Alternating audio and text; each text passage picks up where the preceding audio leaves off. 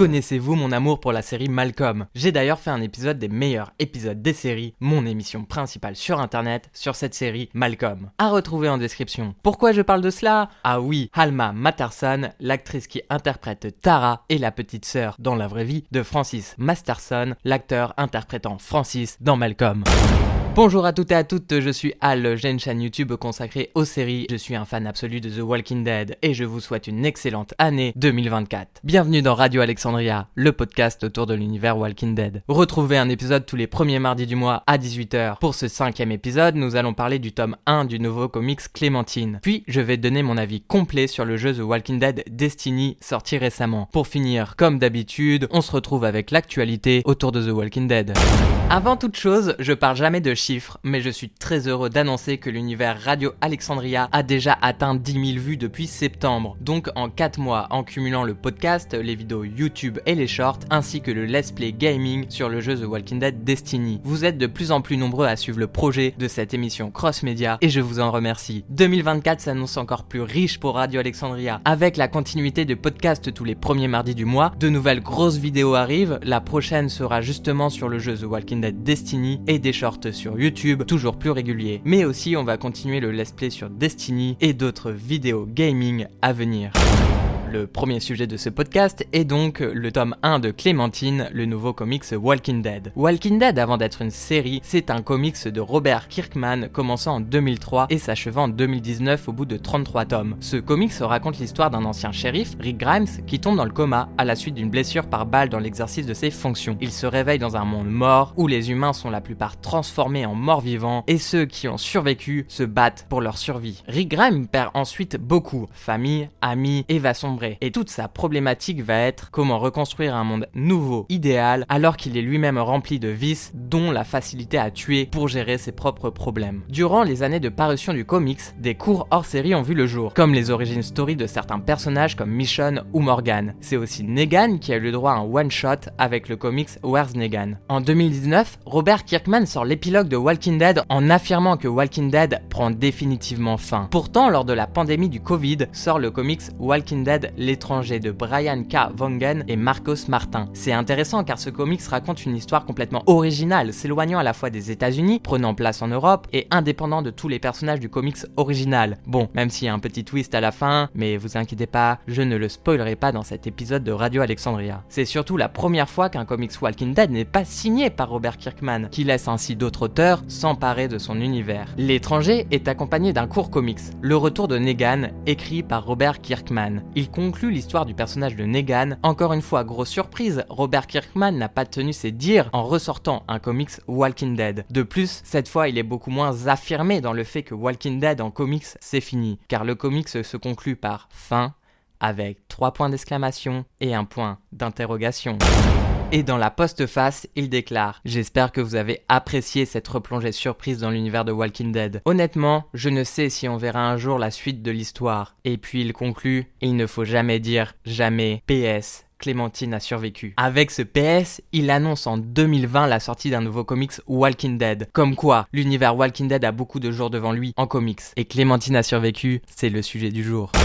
En effet, le 2 novembre 2023 est sorti pour notre plus grand bonheur le premier tome d'une trilogie de comics intitulée sobrement Clémentine, écrit et dessiné par Tilly Walden. Je parle, mais un peu de contexte. Quand Robert Kirkman nous dit en 2020 Clémentine a survécu, mais de qui parle-t-il? Non, il ne parle pas d'un des personnages qu'il a créé pour son comics. Il parle pas non plus d'un personnage original de la série, car en effet, j'ai déjà présenté dans le podcast qu'il y a 2 univers Walking Dead, celui du comics et celui de la série, qui sont liés parce que la série, l'adaptation du comics, mais qui ont des arcs différents avec la même base d'histoire si vous voulez. Bref, il y a le lore autour de la série, on n'en parle pas du tout aujourd'hui, et il y a le lore autour du comics, où il y a la série, et surtout, il y a le jeu The Walking Dead Telltale Games série. Clémentine, c'est le personnage principal de ce jeu. Un jeu vidéo pas comme les autres, il est sorti en 5 saisons de 2012 à 2018, et vous incarnez Clémentine, une petite fille de 8 ans au début du jeu, qui doit survivre dans l'univers de Walking Dead, l'univers du comics, et on peut dire que ce jeu est est excellent. C'est un point and click où on doit faire des choix qui vont changer l'histoire dans le jeu. Si bien qu'il y a plusieurs arcs narratifs différents possibles et des fins différentes. Ce jeu est quasiment une série interactive où c'est vous qui basculez l'histoire. J'annonce d'ailleurs qu'après le let's play sur The Walking Dead Destiny, nous ferons ensemble a Telltale Game série, mais avec une approche différente, plus originale, avec une analyse en live de la mise en scène, des anecdotes autour de la série, du jeu, de The Walking Dead, et aussi un rapprochement autour du lore Walking Dead, que ça soit les comics, les séries. Vraiment, suivez la chaîne gaming pour voir ça. Je vais essayer de faire un let's play un peu plus qualitatif en termes d'écriture, moins je commande juste en live, et bien préparer les épisodes.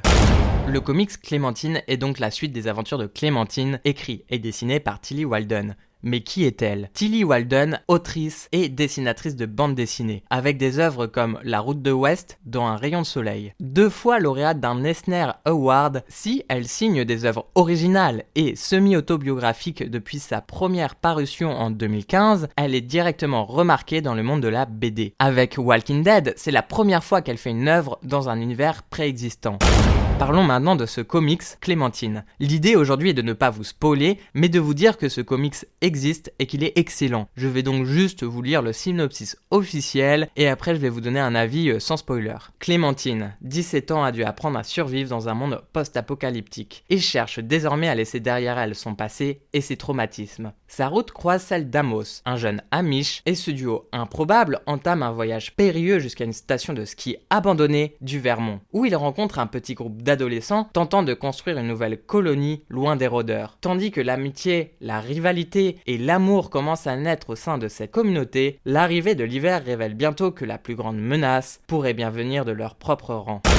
Sans vous spoiler, j'ai adoré cette lecture, notamment car on a un comics assez long, 250 pages, ce qui nous permet de nous plonger dans l'histoire. L'autrice, on le ressent, a le jeu bien en tête et est fidèle à qui est Clémentine, ce qui est primordial pour une suite. C'est aussi plus l'histoire d'une adolescente, mais d'une jeune femme qui décide de reprendre sa vie en main malgré ses blessures physiques comme psychologiques. Comme Rick, on a un personnage fragile, mais qui devient fort. On a 2 actes bien distincts. Le premier nous permet de connaître les personnages, et dans le second, on rentre dans des intrigues bien plus profondes, avec encore une fois comme thématique comment reconstruire société ensemble malgré nos vices. Ce qui est intéressant par rapport à la série principale, dans Walking Dead, c'est Rick avec son souvenir de l'ancien monde qui tente de reconstruire un monde meilleur. Alors qu'ici, 10 ans après l'apocalypse, on a des personnages qui ont entre 17 et 20 ans, qui ont donc pas ou très peu de souvenirs d'avant. C'est donc un esprit libéré, vierge, qui doit apprendre, n'a pas la mémoire de l'ancien temps et qui va chercher à survivre, à rebâtir ce nouveau monde et qui doit donc beaucoup plus apprendre et aussi est beaucoup plus innocent. Au niveau de la mise en scène, les dessins sont beaux. Semblent au départ plus bruts que la série principale, mais c'est très plaisant et sensé car l'autrice nous montre un monde très pessimiste, à l'image de ce que ressent Clémentine. J'adore comment elle joue avec les cases pour raconter son histoire. Par exemple, on a des gros plans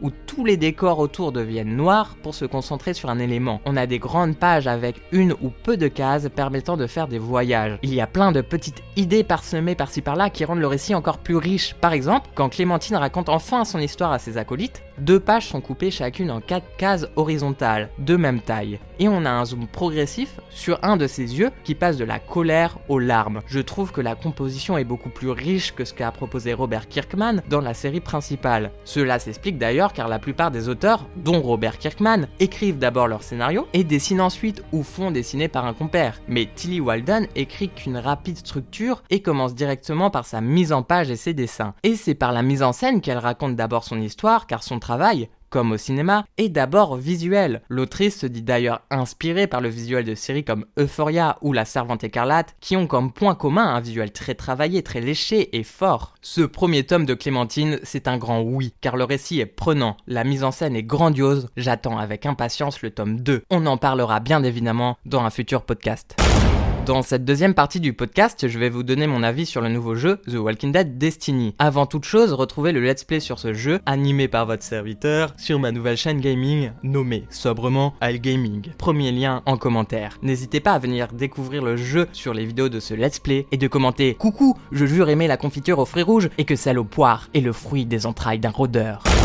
The Walking Dead Destiny, qu'est-ce que c'est? C'est un FPS d'aventure qui est une libre adaptation des 4 premières saisons de la série. On nous propose de revivre l'histoire, mais à certains moments, il y a des choix qui ont une influence sur la suite du jeu. L'exemple du trailer, on peut choisir en fin de saison 2 que ce soit Shane qui tue Rick et non l'inverse comme dans la série. Et du coup, cela influe sur la suite du jeu. Il est sorti sur toutes les consoles, mais vraiment toutes. PS4, PS5, Switch, ordinateur, Xbox One, Xbox Series, ça ne s'arrête plus. Sorti le 7 novembre 2023 en version dématérialisée, et la version boîte est sortie le 1er décembre. Autant crever l'abcès tout de suite. Oui, le jeu est terriblement moche. Tout le monde le dit, et tout le monde y a raison. J'y ai joué sur PS5 et c'est honteux. En 2013 est sorti sur PS3 et Xbox The Walking Dead Survival Instinct, un jeu retraçant les aventures de Daryl et son frère Merle avant qu'ils rejoignent Laurie, Shane, Carol et les autres dans le camp d'Atlanta. Donc les aventures entre le début de l'épidémie et la saison 1. Survival Instinct en 2013 quand il est sorti était déjà considéré comme moche. Pourtant aujourd'hui, je ne saurais dire quel est le jeu le plus moche alors que 10 ans les séparent. Mais essayons d'aller plus loin que c'est vraiment laid. Les personnages ressemblent, mais de très loin aux personnages de la série. Certains sont à peu près ressemblants, comme Shane et Herschel. Mais Rick n'a pas du tout le même visage qu'Andrew Lincoln, c'est vraiment ahurissant. Les décors sont vides, pas détaillés, grossiers. Cela pose même des problématiques dans le gameplay, et c'est là le problème. Par exemple, j'ai mis du temps à comprendre que pour avancer dans les niveaux, il faut parfois casser des caisses en bois, qui sont d'abord immondes, et d'une taille incompréhensible, elles font presque la taille du personnage, ça va pas de soi en fait. Mais un des plus gros problèmes de ce jeu, c'est qu'il est d'une grande fainéantise. D'abord, les cinématiques ne sont pas animées, c'est une succession d'images fixes avec des dialogues directement repris de la série, mais genre littéralement, même pas retravaillés, c'est la même bande son. D'ailleurs, en parlant de cinématique, il n'y a pas d'introduction au jeu. On est directement dans la chambre d'hôpital de Rick, à son réveil, mais genre debout, devant le lit, sans aucune explication, sans cinématique, même pas un petit texte. En parlant de texte, vu que les cinématiques sont non animées, elles apportent peu. Pour faire avancer l'histoire, eh bien c'est au final de gros textes qu'on se mange avant les missions, pour comprendre les enjeux. Mais les créateurs de ce jeu ont pensé à tout. Il y a des niveaux qu'on rejoue plusieurs fois, mais pas avec le même personnage, ou pas dans le même sens. Par exemple, quand on va chercher dans une école de quoi soigner Carl après l'accident de chasse en début de saison 2, on fait le niveau avec Maggie ou Bess, suivant qui on a choisi, puis on le refait avec Shane, avec une mini variante dans la carte, bien entendu. Dans les deux cas, il faut avancer en extérieur, puis avec Bess ou Maggie, on va dans un bâtiment à gauche, une sorte de mini-infirmerie, où il y a une seule pièce, et avec Shane, on va dans le bâtiment à droite, qui est un petit peu plus grand parce qu'il y a 3 pièces quand même, hein. Il faut le souligner, et là c'est l'école. Alors la question qu'on peut se poser légitimement, c'est pourquoi on le fait avec Bess ou Maggie, puis avec Shane, alors que de 1, on arrive ensemble, et de 2, quand on le refait avec Shane, pourquoi il y a autant les mêmes zombies placés pareil, ça n'a aucun sens. Et là je vous raconte même pas les fois où on est dans la cour de la prison à tuer des rôdeurs, toujours avec la même map. Toujours dans cette même idée de rallonger la durée de vie du jeu, avant chaque mission dite principale, on doit choisir une mission annexe. Ce qui est vraiment super, c'est que ces missions annexes ne sont pas jouables, évidemment. Elles vont juste vous faire gagner ou perdre aléatoirement des points de compétence. Ce qui, niveau durée de vie du jeu, finalement est naze, car il n'y a pas de mission secondaire. Mais c'est trop frustrant, car on a le choix de prendre telle ou telle mission, mais ça n'a aucun impact sur l'histoire. On gagne juste des points de compétence. En parlant de cela, lors du choix, on nous dit que machin va aller à un endroit pour rapporter des ressources, des armes, de la nourriture, des médicaments. Mais ça apporte rien car il n'y a aucun système de gestion de ressources et c'est vraiment dommage car la gestion du groupe et de ses ressources aurait apporté un vrai plus à l'idée de sauver ou non des personnages et à la question de survie et de missions annexes. Si bien que là, à part lire un texte en plus, les missions annexes sont vraiment inutiles. Même choisir n'a aucun sens car il y a strictement rien à la clé, ça change même pas l'histoire. Au niveau du gameplay, c'est lourd. Nos personnages sont de vrais camions bennes. Niveau mouvement, d'une lenteur. Chose bête, mais on peut pas sauter. Je trouve cela bizarre. D'autant plus qu'on est quand même sur un jeu où l'idée c'est d'esquiver les ordres de rôdeurs. Autre problématique de gameplay, tous les personnages se jouent de la même façon. C'est débile. En plus, le jeu se vend sur le fait qu'on peut jouer 15 personnages différents. Ils auraient pu jouer sur la jouabilité de ces mêmes personnages, des plus rapides, des plus puissants au corps à corps, des plus précis avec les armes à feu, mais là, rien. Je dis ça, mais il y a tout de même un arbre des compétences. Donc sur le papier, les personnages se jouent d'une manière différente à partir du moment qu'on leur met des points de compétences. Chaque personnage a 3 améliorations et il y en a 2 ou 3, dont Rick et Shane, qui ont eux 6 améliorations. Sur le papier, encore une fois, bonne idée, mais le problème c'est que c'est tellement discret, on voit pas la différence. Et honnêtement, vous pouvez jouer un personnage sans points de compétences, puis jouer un personnage qui est full niveau points de compétences, vous verrez pas la différence. Et là, la bonne nouvelle, c'est que même trouver des points de compétences, c'est assez inutile. Et donc, quand je vous ai parlé que dans les missions annexes, le seul gain c'était les les points de compétence, même là on s'en fout. En parlant de points de compétence et personnages jouables, sur le papier on peut jouer 15 personnages, mais on ne choisit jamais avec qui on va jouer. Une mission sur 2 c'est avec Rick, puis après cela varie. Les choix où on fait mourir ou non les personnages sont bizarrement amenés. Parfois c'est littéral de savoir qui sauver, comme le moment où on nous pose directement la question Rick ou Shane, mais parfois c'est plus caché. Par exemple, au départ, on nous propose que T-Dog garde ou non la clé des menottes de Merle. S'il laisse la clé à Merle, c'est T-Dog qui est attaché par Mel et est présumé mort. Mais à vrai dire, je préfère ce système de choix plus surprenant, cela donne de vraie importance même à des choix qui peuvent paraître bénins. Par contre, dans les personnages jouables, je crois qu'on nous a un peu enflé, car vous ne jouerez jamais les 15 personnages. Par exemple, même si on fait tous les choix, je suis persuadé qu'il n'y a aucun moyen de jouer Day, alors qu'il est proposé dans les 15. De plus, je vous ai parlé au départ qu'il y a un choix entre T-Dog et Merle lors de la confrontation sur le toit d'Atlanta. Forcément, un des personnages va y rester et vous ne pourrez donc jamais le jouer. Mais là encore ça va parce que d'une partie à l'autre, vous pouvez choisir l'un ou l'autre et donc je suppose jouer T-Dog ou Merle. Mais pour le cas de Dale, comment on le joue ? Je suis assez persuadé qu'on peut pas le jouer. Dites-moi si vous avez réussi et si vous avez réussi, comment vous avez fait. Mais bref, la vraie arnaque avec cette histoire de choix, c'est que l'histoire ne change pas d'un iota. En gros, c'est juste le personnage qui change. Par exemple, si vous sauvez Shane et tuer Rick, Shane va juste remplacer Rick dans l'histoire sans que celle-ci ne change. Pareil entre Bess et Maggie. Selon qui est sauvé à la ferme, après l'histoire est la même, on joue juste l'une ou l'autre. Il n'y a pas plusieurs arcs d'histoire. Comme par exemple dans le super jeu Telltale Games Series, ici il y a juste un arc et c'est juste les personnages qui changent. Et ça c'est vraiment pas pardonnable vu que le jeu s'est vendu autour de ce gameplay. On va continuer à tirer sur l'ambulance en parlant des armes à feu. Les armes sont horribles. Déjà le système de visée a plus de 10 ans, c'est lent, il n'y a aucune dynamique à cause de l'absence d'aide à viser et aussi qu'il faut un nombre de balles incroyable pour venir à bout d'un rôdeur ou d'un être humain. Bon, petit point positif, toutes les armes n'ont pas la même puissance. Oh, ils ont fait varier le gameplay, dis donc. Le Python Colt est plus efficace que le fusil d'assaut par exemple, mais c'est beaucoup trop incohérent. Les rôdeurs, il leur faut une quinzaine de balles de fusil d'assaut dans la tête pour mourir. Les humains, un chargeur entier, soit 30 balles, et je vous parle même pas des boss. Les gros rôdeurs, où il vous faut entre 4 à 6 chargeurs de fusil d'assaut, soit entre 100 et 200 balles pour mourir.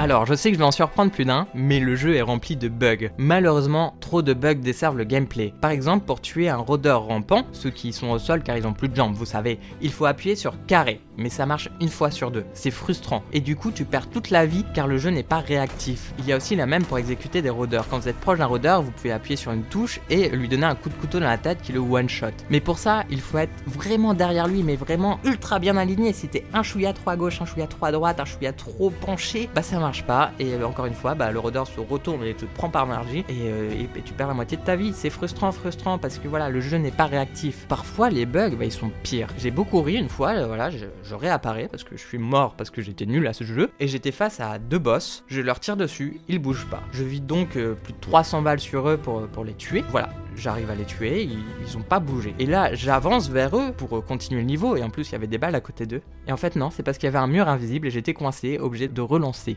Quand j'ai appris la sortie du jeu, j'étais heureux de savoir qu'un nouveau jeu Walking Dead sortait, car encore une fois, l'idée que l'univers Walking Dead est loin d'être fini, ça me rend heureux. On en parle tous les mois de Walking Dead sur la chaîne, dans ce podcast. On parle énormément des nouveautés, d'ailleurs, je suis très content parce que c'est le 5e épisode, et à chaque fois, on parle de nouveautés dans ces épisodes de podcast, même si le prochain, il y aura un focus, et ça sera pas une nouveauté, mais bon, il y a la série sur Rick et Michonne qui arrive, donc bref. Je suis content, voilà, un nouveau jeu Walking Dead, c'était une joie. Pourtant, premier élément d'inquiétude, le trailer. C'est vrai, j'aurais aimé donner des points positifs, j'aurais aimé que le jeu soit bon, mais vraiment au prix vendu du jeu, 50€, c'est une belle arnaque. Je veux bien qu'on sorte de jeux de cette qualité, là y a pas de souci, faut des jeux faits aussi par des plus petites équipes, y a pas que les AAA, mais le prix doit être un minimum le reflet de la qualité. Honnêtement, une vingtaine d'euros aurait été plus juste. Après, est-ce que je vous le conseille ? Si vous êtes un fan hardcore de l'univers, comme moi, eh bien oui, vous allez vous amuser à retrouver l'univers, des personnages, vous allez vous amuser même des bugs de l'histoire qui des fois n'a ni queue ni tête, vous allez vous amuser aussi à changer un peu l'histoire, en tuer un et pas tuer l'autre, même si ça change fondamentalement rien au gameplay, rien à l'histoire, mais bref. Par contre, si vous aimez juste bien l'univers Walking Dead,